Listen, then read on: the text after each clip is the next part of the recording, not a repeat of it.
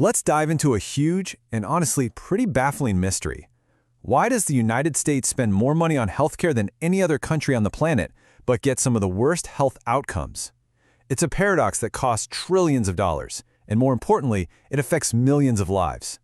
So let's play detective and follow the clues.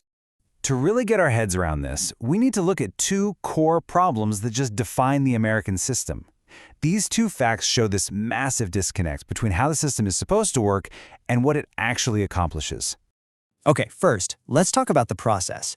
Get this, a huge chunk of all U.S. health spending, somewhere between a quarter and a third, gets eaten up by administrative costs. That's not money for doctors or medicine or patient care. Nope, it's for billing, insurance paperwork, and just managing the ridiculously complex system. To put that in perspective, we're talking about an estimated $765 billion a year. That's more than the entire defense budget. Now, for the purpose. You'd think with all that spending, we'd be the healthiest people on Earth, right? Well, the results are, frankly, not great. Americans live shorter, sicker lives than people in other wealthy countries. In fact, the U.S. ranks a distant 27th in life expectancy among developed nations. All that money is just not buying us more life or better health. This huge gap between what we spend and what we get, it just screams that there are some fundamental flaws in the system. To figure them out, we need to follow the evidence. And our first major clue, well, it's found far, far away from any hospital or doctor's office. What if I told you the biggest things that determine how healthy you are have almost nothing to do with healthcare itself? Let's take a look at these powerful, often invisible forces that are shaping our well-being every single day. Experts have a name for this idea: social determinants of health. And the definition is so important. It's not about medicine, it's about the conditions where we are born, live, and work. It's the very fabric of our communities, our jobs, our economic reality. That's what's really shaping our health. And you can see just how broad this concept is. We are talking about things like having access to good schools, a stable job with a fair wage, living in a safe neighborhood, and even just having reliable transportation to get around. These aren't just social issues. They have a direct, powerful, and measurable impact on our physical health. So here's the crucial point, the big takeaway. When we're talking about things like labor laws or the criminal justice system, we are in fact talking about health policy. The National Academy of Medicine is making it crystal clear that a person's health is shaped long, long before they ever need to see a doctor. And the impact here is not small, it is staggering. A 40-year-old man in the poorest 1% of Americans will die on average almost 15 years sooner than a man in the richest 1%. Think about that. That's not a healthcare failure, it's a direct reflection of these deep social and economic divides. But here's the good news. This isn't some impossible problem to solve. We actually have proven tools to fix this. Research shows that specific policies that help reduce financial strain and improve working conditions, things like expanding tax credits for working families or making sure people have paid leave, can directly and significantly improve the nation's health.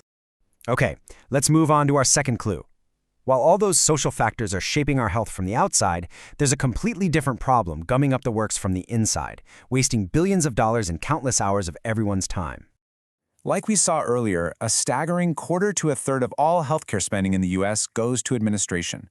It's this incredibly complex, tangled web of billing codes, insurance claims, prior authorizations, and reporting that just creates a massive drain on resources. And this isn't just some abstract number. Look at what it costs for a single medical event. It adds $20 to a simple doctor's visit and over $200 to a surgery. And remember, that's just the administrative cost for the providers before a single medical service has even been paid for. You know, the cost isn't just financial. This paperwork plague has a real human toll. It's a huge driver of physician burnout, with doctors spending more time battling bureaucracy than they do with their patients. And for us, the patients, it creates this confusing, frustrating maze of approvals and denials that can sometimes stop us from getting the care we need at all. So, we have this massive internal problem, this paperwork plague. But how on earth do you fix something so complicated? Well, the answer, surprisingly, might come from looking at how other industries solved these exact same kinds of challenges decades ago. Think about it for a second. Retail stores needed one universal way to track and price millions of different products. The solution? The barcode. Simple. Genius.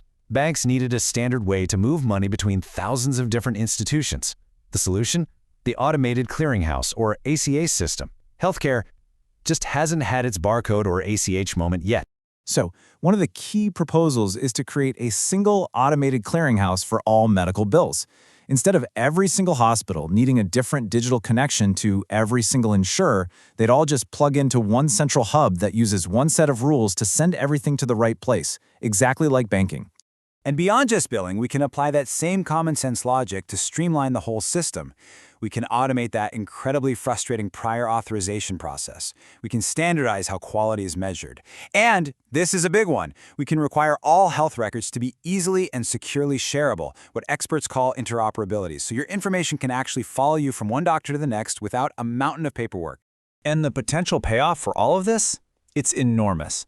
Experts estimate that these common sense reforms, which are basically just bringing healthcare's back office into the 21st century, could save over $50 billion every single year. So, after digging into the external pressures from society and the internal waste from paperwork, what's the big takeaway here? Our investigation points to a really clear two-part path toward a healthier future. The solution isn't just one thing. It's not a silver bullet. It really requires a two-pronged attack. We have to look outside the hospital walls and invest in the social and economic conditions that are the true foundation of good health.